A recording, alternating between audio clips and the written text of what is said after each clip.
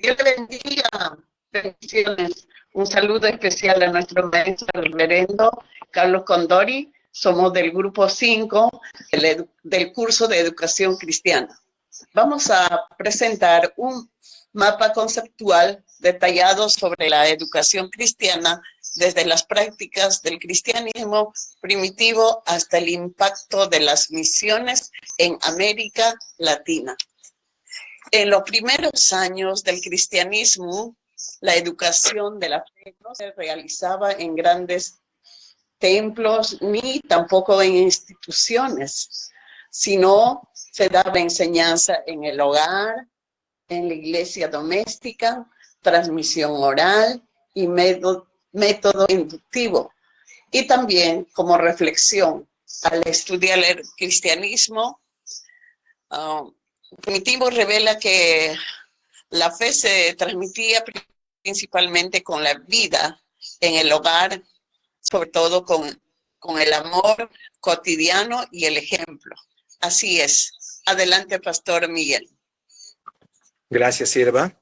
En la Edad Media, en este periodo que abarca aproximadamente del siglo V al siglo XV, durante este tiempo la Iglesia tuvo un papel fundamental en la formación espiritual y académica, aunque con avances y limitaciones importantes. Monasterios guardianes del conocimiento fueron lugares claves para conservar la fe y de la cultura. Los monjes dedicaban su vida a la oración y al estudio y fueron quienes copiaron a mano las escrituras y otros textos importantes.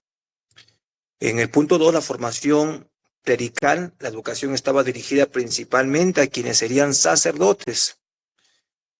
Y como punto 3, la escolástica, fe y razón.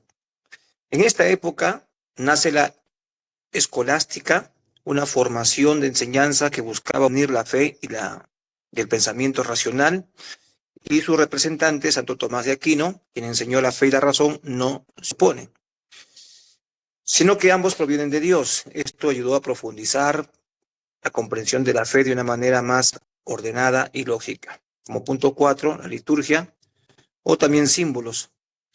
Como la mayoría del pueblo no sabía leer, la iglesia enseñaba por medio de íconos, pinturas y cantos. Cada elemento tenía un significado espiritual. La persona aprendía y observando, participaba, crecía en la vida de la iglesia. Sus limitaciones como punto 5 fue un gran problema, ya que la Biblia no estaba al alcance del pueblo. Solo leían en latín, un idioma que casi nadie entendía. Esto hacía que la fe dependiera de que los líderes enseñaran sin posibilidad de estudiar las escrituras personalmente. Como reflexión, la Edad Media nos muestra un valor del esfuerzo dedicado a perseverar la fe y el conocimiento. Esto nos recuerda la importancia de que la Biblia no debe ser inaccesible, por lo contrario, debe ser accesible para todos los creyentes, teniendo en cuenta que la Biblia hoy para nosotros es un privilegio en nuestras generaciones. Por eso debemos apreciar este regalo y asumir la responsabilidad de estudiarla con dedicación. La fe nos fortalece cuando la verdad se comprende, se medita, se vive cada día. Gracias. Adelante, Pastor Abad.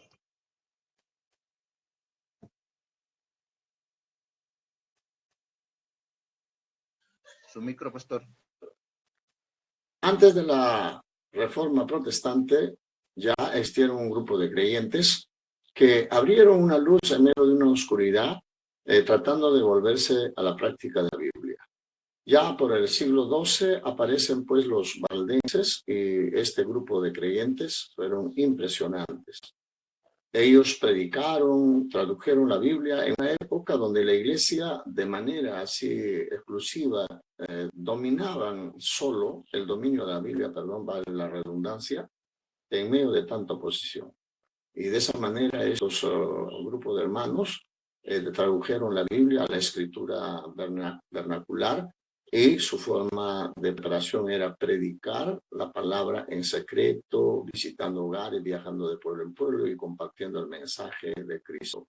Al mismo tiempo ellos preparaban a los creyentes a predicar la palabra y a ser discípulos. Por ahí vinieron los luteritas, ya en el contexto de una reforma, vamos a decir, ya radical, ellos sí enfatizaron vivir en comunidades, en pueblos, de tal manera que ellos decían, si no hacemos pueblo no vamos a saber qué cosa es convivencia, vivir, compartir, sanar, visitar, etcétera.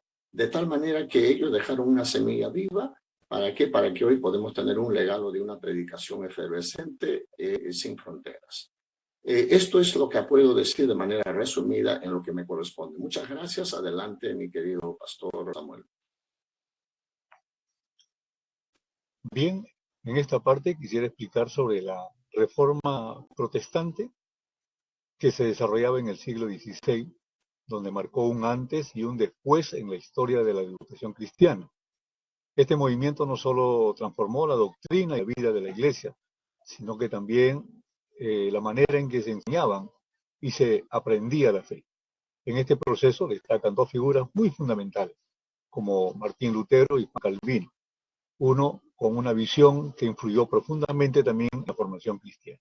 Martín Lutero defendía la fe de que debía basarse en la palabra de Dios y que cada creyente tenía el derecho y la responsabilidad de conocerla directamente, pero sin embargo, en aquel tiempo la Biblia no se podía leer en latín, un idioma que la mayoría no entendía, y es por eso que Lutero realizó una de sus obras más importantes. Tradujo la Biblia al idioma del pueblo, y gracias a esto las escrituras se dejaron de ser exclusivas del clero y comenzaron a llegar al corazón de las familias y los hogares de las comunidades.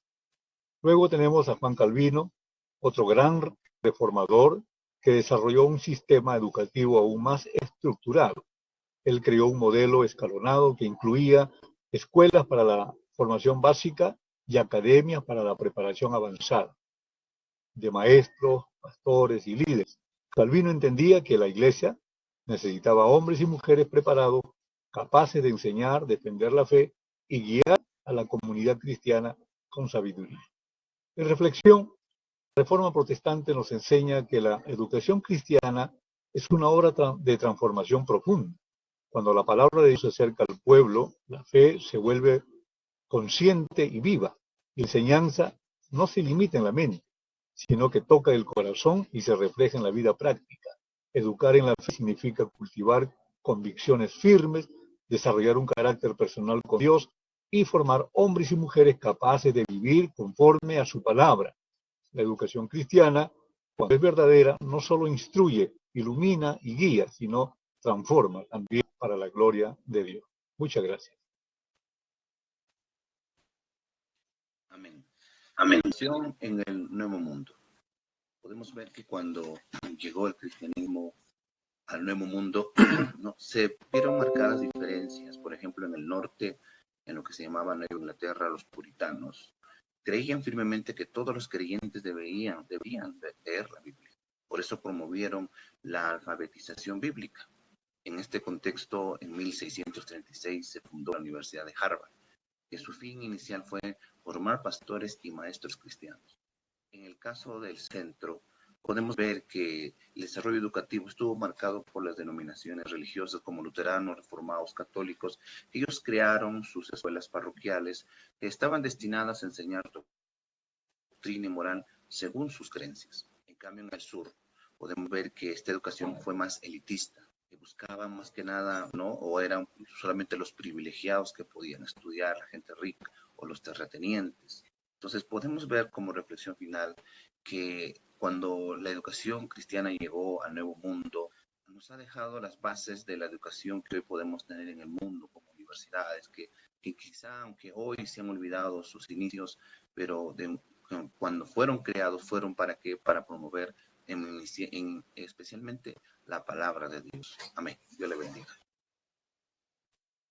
Bien, continuando, acerca de los misioneros en América Latina también, la educación cristiana en América Latina tomó un nuevo impulso con la llegada de los misioneros protestantes entre los siglos XIX y el siglo XX. Este fue un periodo donde diferentes organizaciones, iglesias envían hombres y mujeres dedicados no solo a predicar el evangelio, sino también a enseñar y formar y establecer bases sólidas para el crecimiento espiritual en las comunidades. También estos misioneros se encontraron con países donde la Biblia no era accesible para la mayoría y donde la educación general también era limitada. Es por eso que ellos comprendieron en la formación bíblica y educativa y comenzaron enseñando en diferentes lugares. Y una de las herramientas más importantes fue introducir o poder formar lo que ahora es la escuela dominical, ¿no? Y esto tampoco no era simple. Esto no era una simple clase para niños, como a veces se piensa hoy, sino que era una estrategia educativa y eso pues abarca a niños, jóvenes y adultos, ¿no? Y con el tiempo surgió pues también la necesidad de preparar líderes, pastores, que pudieran enseñar con mayor profundidad. De esta necesidad también nacieron pues los que ahora vemos, los seminarios, los institutos bíblicos, que hoy pues es un impacto, ¿no? Este trabajo sigue siendo un impacto en las escuelas y también es algo visible y en todas las iglesias en América Latina se continúan fortaleciendo el discipulado, entendiendo que la educación cristiana no termina en aprender, sino en formar vidas para Cristo. Y en resumen, pues los misioneros protestantes no solo trajeron el evangelio, sino que también